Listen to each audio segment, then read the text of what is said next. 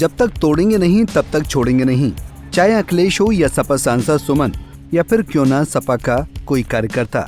जी हाँ, ये कहना है करणी सेना से जुड़े ये नेता उपेंद्र राणा का, जिसने अपनी फेसबुक प्रोफाइल और एक वायरल वीडियो के जरिए हमले का खुला ऐलान किया है और सुमन समेत सपा चीफ अखिलेश यादव को भी धमकी दी है। पहले अब वायरल हो रहे इस बयान को सुनिए, फिर हम आपको बताते हैं आखिर पूरा माजरा क्या है। तो ये देश जो है सनातनियों का है, हिंदुओं का है। अगर कोई व्यक्ति नेता अगर हमें गद्दार बोलता है पूरे धर्म के लोगों को, तो ऐसे लोगों का बचाव, उनकी सुरक्षा नहीं होनी चाहिए थी। शर्म की बात है कि ऐसे लोगों को आप सुरक्षा दे रही हैं, नहीं मिलनी चाहिए थी। लेकिन आज जो है कि 2-4-5 गाड़ियां ही टूटी हैं। अगली बार, क्योंकि हमें पता ही नहीं था कि ये यहां से निकलेगा, अभी कुछ मिनटों पहले ही पता लगा, 20-25 मिनट पहले कि वो वहां से निकल रहा है, तभी तुरंत टीम एक्टिव कर दी गई थी। लेकिन अगर हमें 2-4 घंटे 1-2 घंटा पहले पता लग जाता तो कुछ और अच्छा सुनने को मिलता। लेकिन हमारा एक ही मकसद है, जब तक तोड़ेंगे नहीं तब तक छोड़ेंगे नहीं।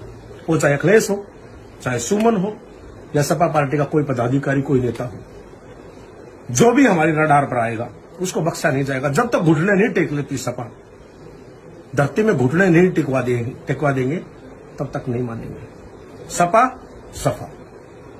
तो सुना आपने, चलिए अब आपको बताते हैं कि आखिर पूरा माजरा क्या है। दरअसल बीते रविवार यानी 27 अप्रैल को सपा के राज्यसभा सदस्य रामजीलाल सुमन के काफिले पर कुछ लोगों ने टायर फेंककर हमला कर दिया, जिसके बाद काफिले की गाड़ियां आपस में ही टकरा गईं, जिसमें रामजीलाल सुमन बाल बाल बच गए। वहीं इस हमले की जिम्मेदारी अब क्षत्रिय करणी सेना के राष्ट्रीय युवा अध्यक्ष उपेंद्र राणा ने ली है। इंटरनेट मीडिया में वीडियो पोस्ट कर उन्होंने कहा, सुमन के काफिले पर हमला क्षत्रिय करणी सेना ने किया है, वो इसकी जिम्मेदारी लेते हैं और कहते हैं कि दुख इस बात का है कि वो फिर बच गया। कुछ गाड़ियां टूट गई, प्रशासन ने उसे बचा लिया। जय महाराणा सांगा, मैं क्षत्रिय करणी सेना युवा राष्ट्रीय अध्यक्ष उपेंद्र सिंह राणा। अभी आपको पता लगा होगा कि जो अलीगढ़ के गवाना टोल पर जो सपा के सांसद सुमन पर जो हमला हुआ है, वह हमला हमारे करणी सैनिक, क्षत्रिय करणी सेना परिवार के लोगों के द्वारा, हमारे भाइयों के द्वारा किया गया है। हम इस हमले की पूरी जिम्मेदारी लेते हैं। लेकिन दुख इस बात का है मुझे कि वह फिर बच गया, क्योंकि सिर्फ कुछ गाड़ियां ही टूट पाई हैं और क्योंकि प्रशासन उसको बार बार बचा लेता। आज फिर प्रशासन ने बचा लिया उसको। मैं उत्तर प्रदेश सरकार और प्रशासन से निवेदन करता हूं कि आप इसको बार बार ना बचाएं, क्योंकि इस व्यक्ति ने, आप सबको पता है, इसने हमारे किसी एक समाज को नहीं, किसी एक बहुत बड़े एक महापुरुष और समस्त हिंदुओं को गद्दार बोला है। आपको बता दें कि जिस तरह से सपा के राज्यसभा सांसद के काफिले पर हमला किया गया, उससे आहत होकर सपा प्रमुख अखिलेश यादव ने शासन और प्रशासन पर सवाल उठाया और अपने सोशल साइट एक्स पर हमले की तस्वीरें शेयर करते हुए ट्वीट किया कि सांसद माननीय रामजीलाल सुमन जी के काफिले पर टायर व पत्थर फेंककर उनके ऊपर जो जानलेवा हमला हुआ है, वो उस एक्सीडेंट का कारण बना है जो प्राणांतक दुर्घटना में भी बदल सकता था। ये एक आपराधिक कृत्य है। इतने टायर एक साथ इकट्ठा करना एक गहरी साजिश का सबूत खुद है। एक बार फिर इंटेलिजेंस की गहरी चूक है या फिर जानबूझकर की गई अनदेखी है। अगर शासन प्रशासन ये सब जानते हुए भी अनजान बनने की कोशिश कर रहा है तो वो ये जान ले कि अराजकता किसी को भी नहीं बख्शती है।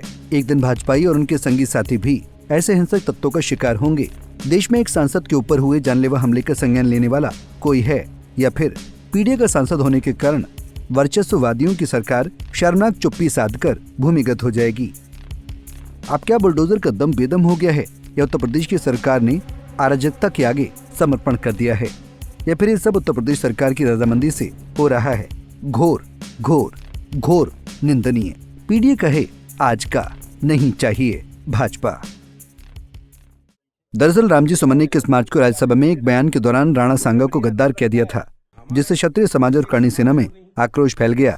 करणी सेना ने तभी ऐलान किया था कि सुमन के खिलाफ बदला लिया जाएगा।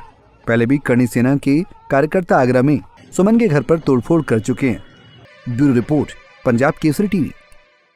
हमसे जुड़े रहने के लिए हमारे YouTube चैनल को सब्सक्राइब करें और नई वीडियो की नोटिफिकेशन के लिए बेल आइकॉन को दबाएं। अगर आप ये वीडियो Facebook पर देख रहे हैं तो लाइक जरूर करें और ज्यादा से ज्यादा शेयर करें। धन्यवाद।